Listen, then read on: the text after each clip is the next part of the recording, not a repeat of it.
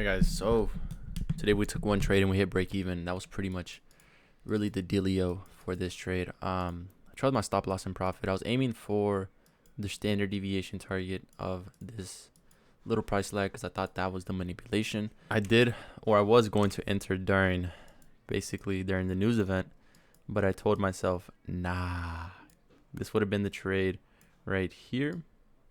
Something like this, something slight, like around like a 7 point stop around there, and then like a just 10 point take profit. And yeah, that would have been the trade, but I entered a little bit late after the news, I won't lie, because I don't know, I thought, since YM was dumping, I thought, ES was going to follow up, but then NQ was doing its own thing, and that's kind of where things got a little bit more tricky. It was stalling around, was respecting these, higher time frame fair value gaps, which was this 15-minute fair value gap, and it just was unable to make it as an inversion, which is a little bit unfortunate because I did expect lower prices. You can see here I was also looking for longs, but we failed to continue delivering. And then once we saw, ES already just dumping, at 10 a.m. and continuing to move lower, I was like, all right, this should be a target for NQ, and we should continue delivering lower. But once I saw this, I was like, all right, yeah, my trade idea does look a little sketchy here. So I decided to trail the stop loss as soon as we hit this low, and we broke below it, and that's kind of where I started to trail to break even. And then eventually you can see the market continued to move down lower. I was risking around just like 1%. Today is a little bit more of a tricky day since we do have two events, which was 8:15 and then 10 a.m. news, and then eventually again we have NFP. So the closer we're getting to NFP, the more likely the market is to stall around waiting for NFP to come out. And again, so that's kind of my thesis here. I was like, all right, we're probably not going to have much volatility and speed to reach that objective, so we need to be a little bit more patient with the trade. And that's kind of my thesis here, was like whenever we started breaking below, we should continue to reach this low, which was a clear sell side objective. And then eventually that's kind of where we had the SMT with NQ, because NQ was unable to like reach those lows over here while ES was. So we had clear SMT, and that's kind of where you want to trail the stop loss. And yeah, once we started to see that break below those lows, it started to trail even further, and then eventually you can see the market was stalling, failing to break below these lows, which were like London lows, and complete this market maker sell model. Even though I had high expectations for it, I just realized today it wasn't really a day where it would likely be completed. And then you can see here the market just continued, and then eventually started to reverse and stop me out.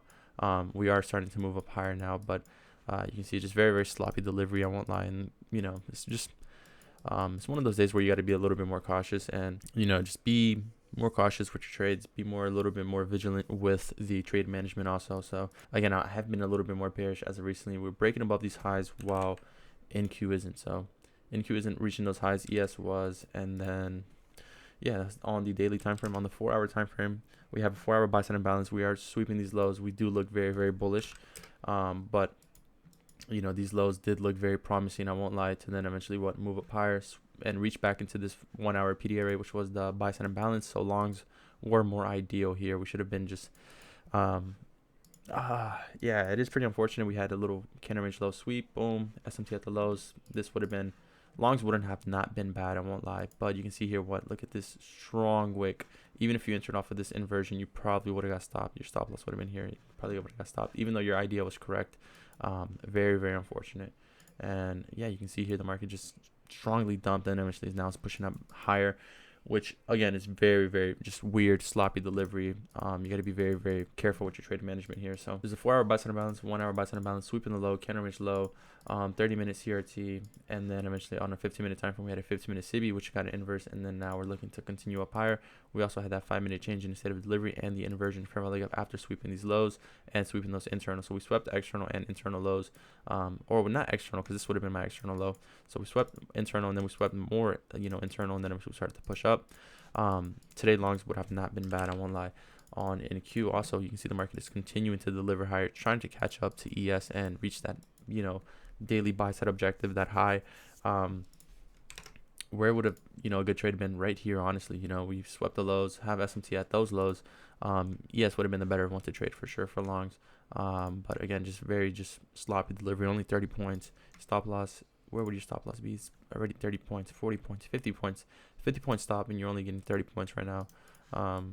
Not really the best delivery, if I'm being truly honest. While YM is still slowly trying to catch up, you can see it's slowly trying to catch up. Very, very bearish, I won't lie. So yeah, that's pretty much really it. Not much else. Gonna journal this trade, probably go to the gym, do all that good stuff, meditate. And yeah, that's really it, bro.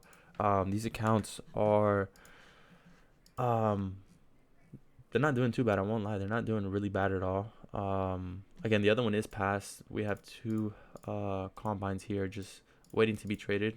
But again, I'm trying to go for max allocation and then eventually copy trade in groups of two.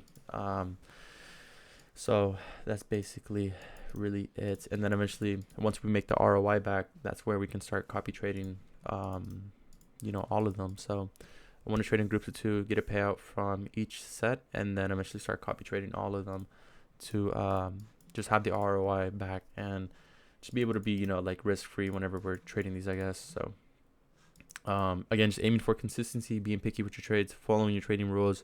My trading rules, again, I'll always state it. It's one trade per day, following the system, and then 1 to 2% risk max per trade. And that is basically really it. Being able to walk away if the market isn't offering what you need to see, being very picky, only trading A+ setups that like you have high conviction in, and that the market is going to favor your delivery on, either if you want to be bullish or bearish. And that's really it, bro.